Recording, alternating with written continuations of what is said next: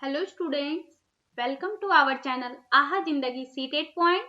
आज के इस लेक्चर में हम लोग साइंस पेडागोजी के कुछ सेलेक्टेड क्वेश्चन को डिस्कस करेंगे जो कि विज्ञान शिक्षण के उपागम approach of science pedagogy topic से रिलेटेड होंगे। तो ये जो है आपका साइंस पेडागोजी का छठा क्लास है और जिन्होंने पहले 5 क्लास को नहीं देख पाए हैं तो आप लोग पहले 5 क्लास को देखें, पिछले 5 क्लास जो है उसको देखें, उसके बाद आज का ये जो है छठा क्लास है। आइए देख लेते हैं प्रश्न कैसे पूछे जाते हैं आप लोगों से। वीडियो स्टार्ट करने से पहले मैं आपको बता दूं, आप किसी भी टीचिंग एग्जामिनेशन की प्रिपरेशन कर रहे हैं तो आपको मैथ्स की आवश्यकता होगी और मैथ्स के लिए आप यूट्यूब पर सर्च कर सकते हैं आहा जिंदगी ट्रिकी मैथ्स।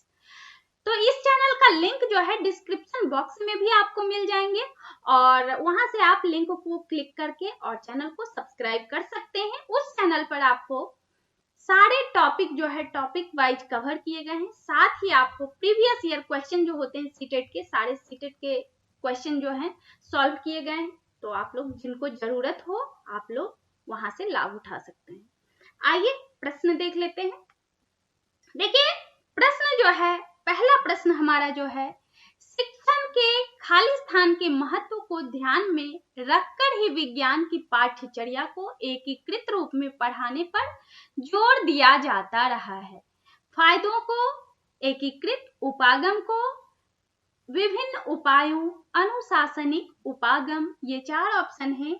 यहाँ देखिए हमारे राइट आंसर जो होंगे, शिक्षण के एकीकृत उपागम के महत्व को ध्यान में रखकर ही विज्ञान की पाठ्यचर्या को एकीकृत रूप में पढ़ाने पर जोर दिया जा रहा है। ठीक है, यहाँ राइट आंसर हमारे ऑप्शन नंबर 2 बनेंगे। अगले प्रश्न को देखते हैं, प्रश्न नंबर 2। प्रश्न नंबर 2 जो पूछे गए हैं, प्राथमिक स्तर पर विज्ञान व सामाजिक विज्ञान को एक ही विषय पर्यावरण अध्ययन के तहत पढ़ाया जाता है। यह है विज्ञान शिक्षण का खाली स्थान। क्या है विज्ञान शिक्षण का? यहाँ देखिए अगर हम लोग बात करें तो ये जो है विज्ञान शिक्षण का एकीकृत उपागम है। ठीक है, तो हमारे राइट आंसर यहाँ पे बनेंगे एकीकृत उपागम। ठीक है, राइट आंसर ऑप्शन नंबर 3 बनते हैं। अगले प्रश्न को देखें, प्रश्न नंबर 3। विज्ञान शिक्षण के समय उपागम की दिशा होनी चाहिए। कैसा होना चाहिए? अध्यापक केंद्रित, बाल केंद्रित, विद्यालय केंद्रित, पाठ्यक्रम केंद्रित, ये 4 ऑप्शन हमें दिए गए हैं। तो देखिए विज्ञान शिक्षण के समय उपागम की दिशा जो होनी चाहिए बाल केंद्रित होना चाहिए। हमेशा कैसा होना चाहिए? बाल केंद्रित ही होना चाहिए। तो राइट आंसर हमारे ऑप्शन नंबर 2 बनेंगे। Question number 4। क्वेश्चन नंबर 4 जो आपसे पूछे गए हैं, छात्रों को विज्ञान विषय की सभी शाखाओं को एक साथ पढ़ाने हेतु निम्न में से कौन सा उपागम श्रेष्ठ है? 4 ऑप्शन हमें दिए गए हैं, तो कौन सा उपागम श्रेष्ठ है? तो देखिए चक्राकार उपागम, अध्यापक केंद्रित उपागम, बिल्कुल नहीं होगा, एकीकृत उपागम होगा। यहाँ पे छात्रों को विज्ञान विषय की सभी शाखाओं को एक साथ पढ़ाने के लिए एकीकृत उपागम जो है श्रेष्ठ है। राइट आंसर हमारे ऑप्शन नंबर 3। ठीक है, अगले प्रश्न को देखें, प्रश्न नंबर 4। प्रश्न नंबर 4 जो है, एकीकृत उपागम की व्यवस्था करते समय ध्यान देना चाहिए। किस बात का ध्यान देना चाहिए? तो विषय वस्तु को सरल से कठिन की ओर संगठित करने में बिल्कुल इस बात पे ध्यान देना चाहिए।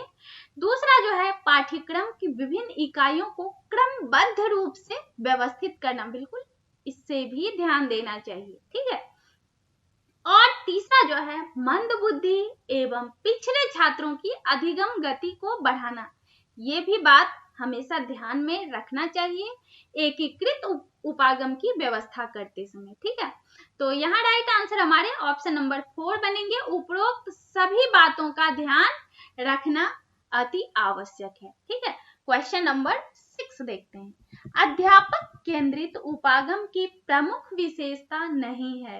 क्या नहीं है इसमें प्रमुख विशेषता? देखिए ध्यान दीजिएगा, यहाँ आपसे पूछे गए हैं कौन सा जो है केंद्रित, अध्यापक केंद्रित उपागम की प्रमुख विशेषता नहीं है, यानी इसमें से 4 में से 3 जो होंगे अध्यापक केंद्रित उपागम की विशेषता होगी और 1 जो होंगे आपके अध्यापक केंद्रित उपागम की विशेषता नहीं होंगे और वही हमारे आंसर बनेंगे। ठीक है, चलिए देखते हैं।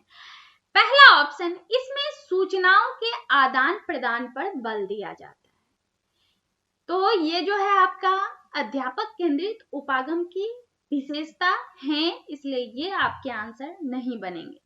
दूसरे जो ऑप्शन है, यह उपागम व्याख्यान से संबंधित नहीं होता है। ठीक है, तो यही जो है आपका अध्यापक केंद्रित उपागम की प्रमुख विशेषता जो है नहीं है। बाकी थर्ड फोर्थ ऑप्शन को भी हम लोग देख लेते हैं। इसमें शिक्षक पूर्ण रूप से सक्रिय होता है, ये आपका अध्यापक केंद्रित उपागम की विशेषता है। और चौथा जो है, इसमें शिक्षण अधिगम वातावरण पूरी तरह से औपचारिक होता है, ये भी आपका अध्यापक केंद्रित उपागम की प्रमुख विशेषता है। ठीक है, तो यहाँ आपसे पूछा गया है कौन सा अध्यापक केंद्रित उपागम की प्रमुख विशेषता नहीं है, तो ऑप्शन नंबर 2 आपका राइट आंसर बनता है। ठीक है, अगले प्रश्न को देखें, प्रश्न नंबर 7।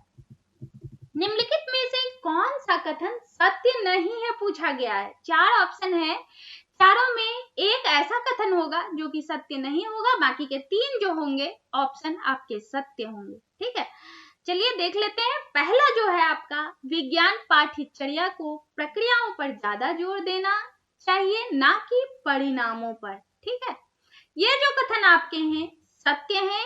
दूसरा जो है, विज्ञान वास्तव में एक है, उसकी विभिन्न शाखाएं अध्ययन की सुविधा के लिए किए गए अस्थायी विभाजन मात्र है, बिल्कुल ऐसा ही है, ये भी कथन आपका सत्य है। तीसरा जो है, विज्ञान सीखने के लिए भाषा में दक्षता जरूरी नहीं है। देखिए, यही कथन आपका जो है सत्य नहीं है, विज्ञान सीखने के लिए भाषा में भी दक्षता काफी जरूरी है। ठीक है, अगर हमें हिंदी नहीं पढ़ना आएगा तो क्या आप साइंस पढ़ सकते हैं? बिल्कुल नहीं। अगर आप इंग्लिश नहीं जानते हैं पढ़ना तो क्या आप साइंस पढ़ पाएंगे? बिल्कुल नहीं। तो ये जो कथन आपका है, कथन ये जो ऑप्शन नंबर 3 जो कथन है सत्य नहीं है, और आपसे पूछे गए हैं कौन सा कथन सत्य नहीं है, यानी राइट आंसर आपका ऑप्शन नंबर 3 बनता है।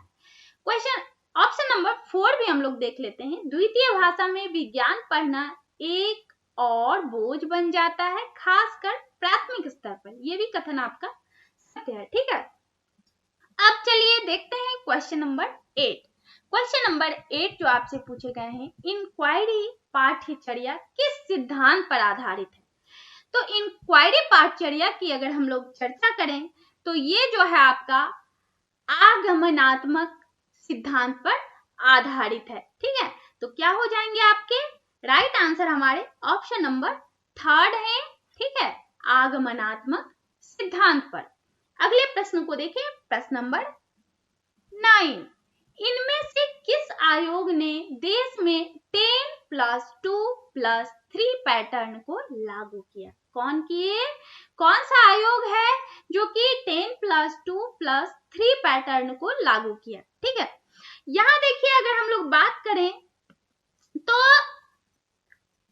प्रोफेसर DS कोठारी आयोग ने देश में 10+2+3 पैटर्न को लागू किया। तो क्या हो जाएंगे? कोठारी आयोग। ठीक है, आप लोग सीधा याद रखिएगा कोठारी आयोग, तो आप लोगों को याद रह जाएगा।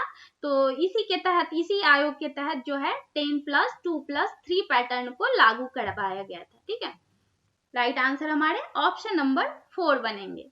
क्वेश्चन नंबर 10 को देख लेते हैं। क्वेश्चन नंबर 10 जो पूछे गए आपसे, उच्च प्राथमिक स्तर पर एकीकृत कोर्स के रूप में किए जा रहे विज्ञान शिक्षण की प्रकृति और क्षेत्र के निर्देशक तत्वों के बारे में निम्न में से कौन सा असत्य है पूछा गया है। ठीक है, असत्य है।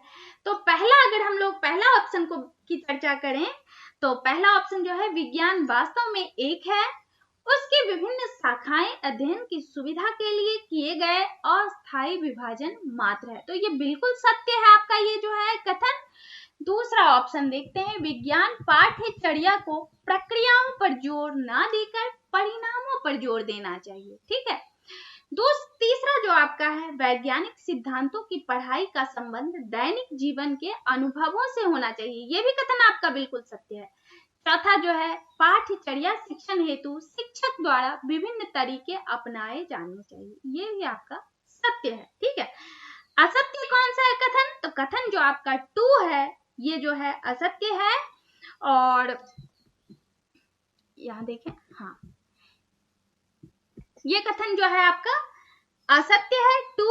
और यह इस प्रकार कहना सही होगा कि विज्ञान जो है पाठ्यचर्या को प्रक्रियाओं पर जोर देना चाहिए, ना कि परिणामों पर। ठीक है, तो यही हमारा राइट आंसर है और ऑप्शन नंबर 2 हमारे आंसर बनते हैं। और देख लें अगले प्रश्न को, आप लोग देख लें, यहाँ पे ये सारे के सारे जो है विगत वर्षों के पूछे गए प्रश्न हैं। देखिए सीटेट जून 2011 से लेकर के और आपके सारे प्रश्न जो हैं यहाँ देख सकते हैं आप, ये देखिए 2014 के पूछे हुए प्रश्न, और जितने भी सीटेट के सॉल्व क्वेश्चन हैं, सारे क्वेश्चन आपके अगले पार्ट में होंगे। ये जो हैं आपके पार्ट 1 थे, विज्ञान के उपागम के पार्ट 1 को हम लोगों ने डिस्कस किए, और अगला जो आपका पार्ट 2 आएगा तो अगले वीडियो में आप लोगों को मिल जाएगा। तो अब तक आपने हमारे इस वीडियो को देखा, आपको हमारा ये वीडियो हेल्पफुल लगा तो अभी जस्ट हमारे इस वीडियो को लाइक कर दें।